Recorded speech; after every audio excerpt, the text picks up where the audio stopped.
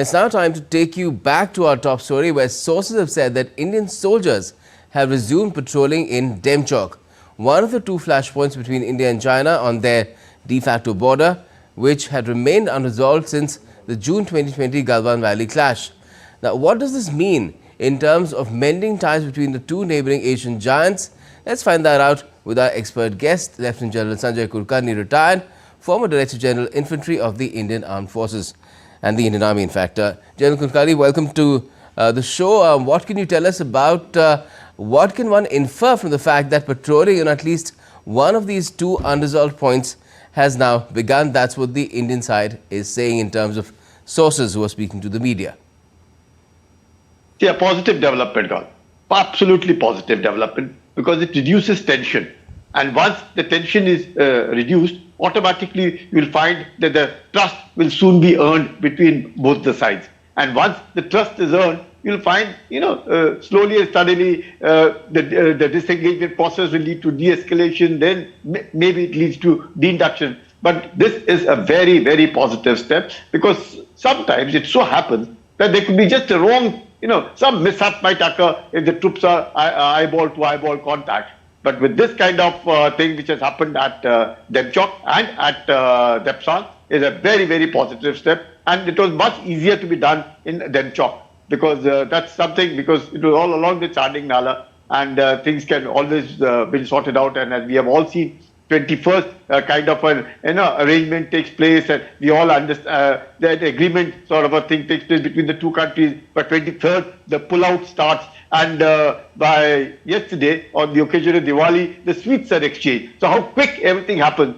that shows that if anything has to be done, and we actually want to do it, it can be done. And this is a very, very positive development, because we are neighbors, and as neighbors, we must ensure that we live in peace and tranquility, and there are no kind of tensions, no fist fights, no nothing like that. Adherence to the agreements that will subsequently follow by the commanders on the ground. What kind of patrolling will take place, whether it will be twice a month or whether it's a joint patrol, whether we'll be informing each other, what strength would it be, what weapons will be carried. All that, those nitty-gritties will be sorted out once the commanders on ground do it. But it's a very, very positive step. And I'm all for it, because I was there. I know what it means if you go under the tension, and the tension can be bad because winters are setting in. The visibility is very, very poor, and sometimes you just can't see even, you can just say about a meter also from where you are. So that kind of a bad visibility, sometimes a mishap can take place, but that is now, I think,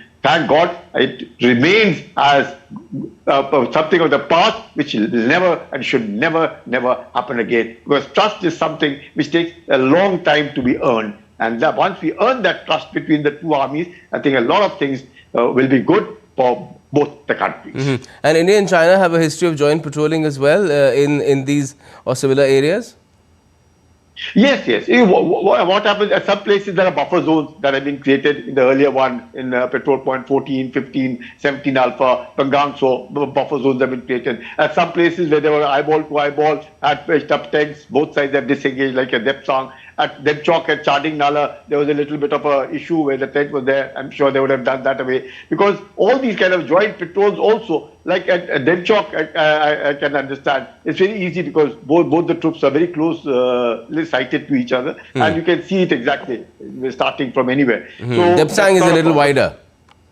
Yeah, Demchok, Demchok is a plateau. And since it's a plateau, you obstruct something, then you have those patrol point 10, 11, 12, 13, 4, all those kind of patrol points that are there. But once they've disengaged and they've gone back, I think at least the patrol points can be avoided. And it's an understanding between the two sides on ground that how would they be coming, when would they be coming, would they be meeting each other, would they be joint patrolling, or would it be a day specific that yes, we will come on this day, we will come on that day, coordinated patrolling, and ensuring that both sides do not create anything on that area on which they patrol. So all these nitty-gritties get sorted out. I think most important is that to have trust between the two countries, and once that trust is earned, I think everything else will fall in place. Okay. As we see, yeah.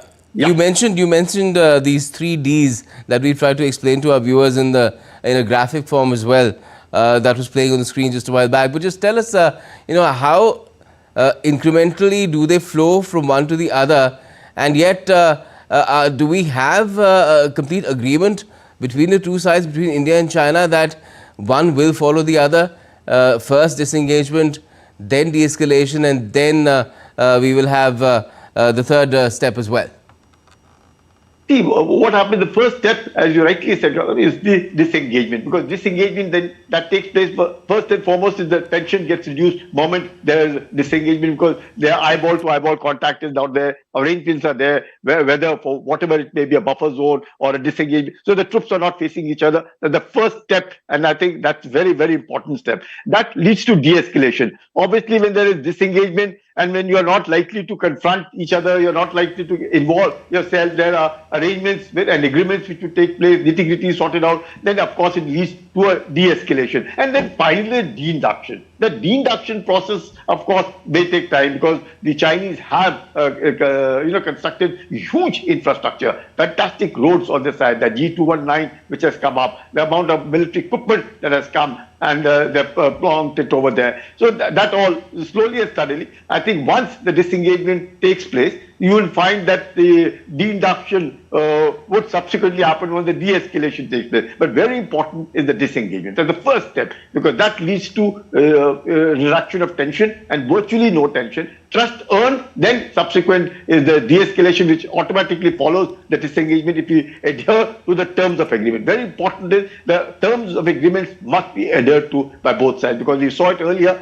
93 agreement was there, going on as far as 2013, the agreements got violated. But despite that, I would say at least one agreement stayed on, that we did not fire on each other. Despite the casualties on both sides, we did not fire on each other. So that means agreements and understandings can be adhered to, and that would then ultimately lead to de-induction, because the trust would have been earned by both the sides that yes, nobody is going to, there's no undercurrent. And General Kulkarni, we've been seeing commentary that as far as the Indian side is concerned, India is going to pursue, it's keen to pursue all these three Ds. But for the Chinese, it was just about disengagement, and then they want business as usual to be resumed. Do you think that there is actually a difference in perception as to what has been agreed between India and China here, and the approaches might be different, which may not lead to the kind of results that the Chinese are seeking in advancing overall ties with India?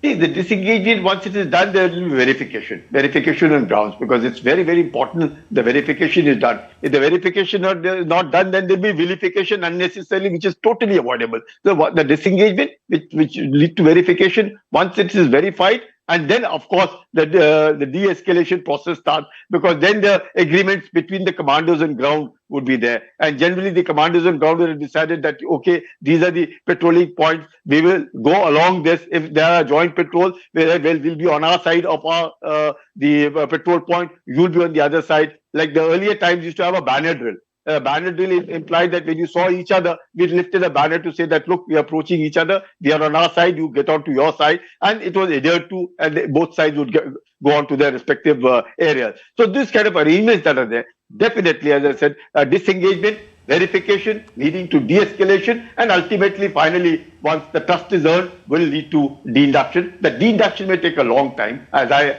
see, whatever I've seen of things on ground. The de-induction will take a long time, but disengagement, verification, and the de-escalation is something which is very much there and is happening, as can be seen by the exchange of sweets on the occasion of Diwali, is an indication that things have eased. There is no tension. Hopefully, like they say, well begun is half done. The other half is the trust to be earned, and once all that is there, then the tango can start, and that is the de-induction. Yeah. Okay. One would also say that without de-induction, how can de-escalation happen? True de-escalation will happen only with de-induction, right? Yes, absolutely. See, the de-induction is the last process, because first is the disengagement, which the process has already commenced on the 23rd. We can virtually say we have disengaged. If that thing can be said with certainty, we have disengaged, that would automatically lead to de-escalation, because the de-escalation itself is an indication that both sides have moved into their respective areas. The agreements have been done. They're not eyeball to eyeball contact. Now the patrolling part, because what we had always said that Depsang and Demchok, because the other issues were virtually got sorted out. Petrol Point 14, Galwan, Hot Spring, Gogra, all those that got sorted out. Pengang, so with some buffer zones created. Now we go back to the patrolling part, and once the patrolling is there and the verification is there, if both the sides know exactly where they are, there is no fist fights, no mishaps likely to occur, no accidents likely to occur. And even if they do meet in bad weather, and the graziers can go back to the areas where they were grazing earlier, and even if supposing by mistake on bad weather day it happens, then there are border personal meetings that take place, things can be restored. Nothing. As I said, I have firmly believed, having been on the ground right from the days of my colonel and till I retired, trust and trust is the most important thing. If that be there, everything else can fall in place. And that probably the process started, and we must now be able to ensure that the trust is earned and it is not to be betrayed. And till that happens, till all these three Ds unfold, do you think that India should keep telling them that, we need to do this, and until we do this, we can't really go back to business as usual?